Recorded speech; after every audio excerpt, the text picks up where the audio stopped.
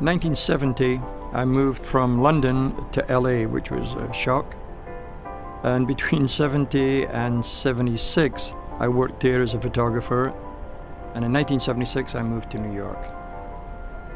I actually love the city more now even than I did back then. It has a real sense of power, this city. It has a great sense of discipline. As John Lennon said, the center of the world. I still think it is to a great degree. My focus initially was advertising and editorial work, but then slowly but surely I became much more interested in the fine art aspects. I'm always looking for a shot that could end up in a gallery, a book, and even a museum. Something special, something iconic. Today is no different.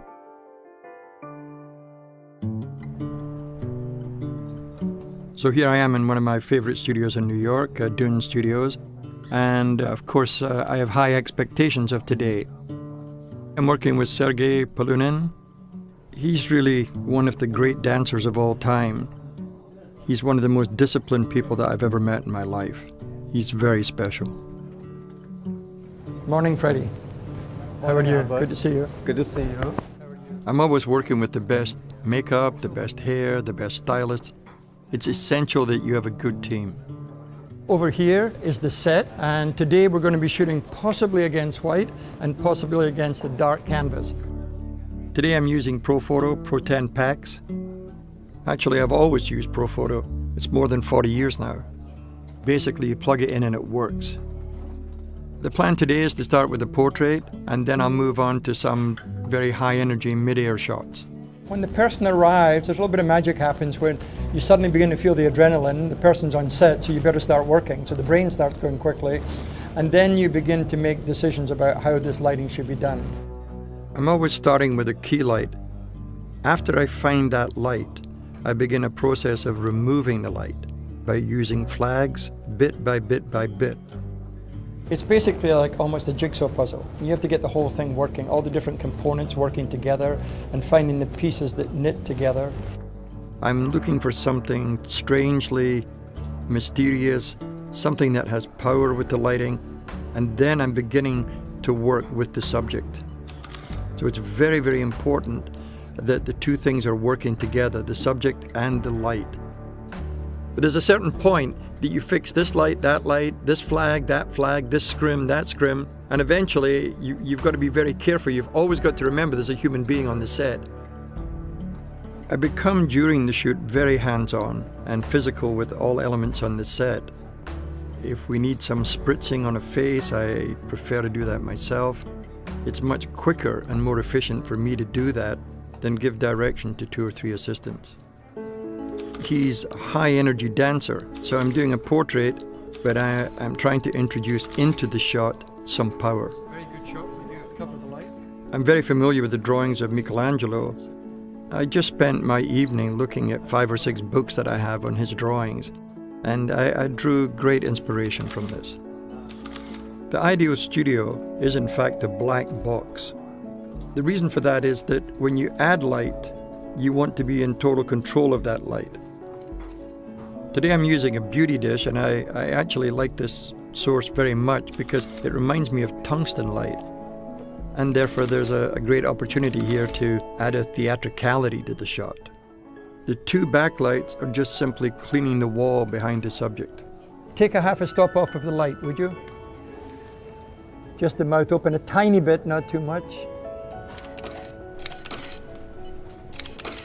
Even as you look at me, think about a smile. You're one of these Ukrainian gangsters, you know? You always look at the face as a piece of geography, you know? It's a mountain range with some valleys and depth and so on. The cross lighting, I think, is good on him because it creates a shadow mood here. You don't need to see detail in here. I think this is a good start. I think it's a good portrait, it's strong. And now we're going to move on, and I'm going to do some of Sergei in midair. So the first thing we have to find out is compositionally where he's going to be in the frame. You want to be tighter on him, and then after you work out the geometry, then you can begin to concentrate on the lighting. Wow. For this shot, I'm putting the beauty dish directly above him, and this will force him to move his head and shoulders back. It'll make the shot more dramatic, more powerful. We want only the purity of the single light. There's only one sun, you know? Sergey, I love this. Wow, can you dance? The most important thing is to get the graphics and the geometry of the shot correct, like where are the hands going, where is the body, how much bend, how much energy, and so on. The white floor is adding too much light, so I'm getting my assistants to just add black cloth here to reduce that. All right, so let's try again, and then I have to finally position the light. When you're photographing dancers, timing is a crucial element because the real perfection only lasts for a 500th of a second. You've got to hit it right at the right point. One of the things I love about him is he is completely in control of his body. That comes from the fact that he started as a dancer when he was 3 years old. I think this is beautiful. You feel like an arrow from a bow or something, you know? Can we take the key light down half a stop? 11. I mean, it's just elegant, powerful, it's muscular. It's like the Sistine Chapel we're doing now. You can only do a body position like that with a lot of training. Slowly but surely, we're moving on to the next shot. And here I'm beginning to work with fabric. So, like everything, you have to find the shot first and then we'll find the lighting. Wow. I'm using fabric in this shot, some chiffons. Fabric's kind of in mid-air is unpredictable. There's something fabulous there. So there's a very nice sense of form here when you have a dancer who's really precise, but the fabric isn't precise. I really love these packs because they have tremendous stopping power, and that means freezing an image. And today that's what I need. I'm striving here to make these shots as graphically powerful as possible. A good shot should look good when it's small, from distance, or close up. Beautiful. Yep. Feet are perfect. My God, the body is superb in this one. Yep, that'll do it. The jump is sublime.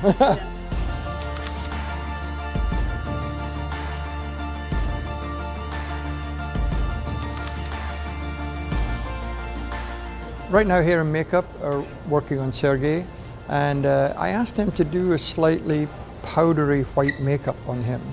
And so now we're doing it a little bit more theatrical than the previous shots to let them think in a different direction. I'm using here a laurel wreath crown.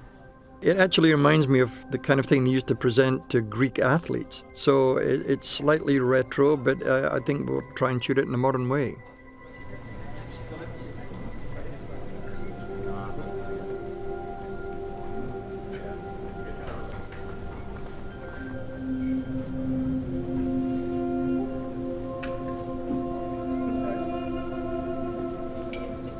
The head back a little bit more drama.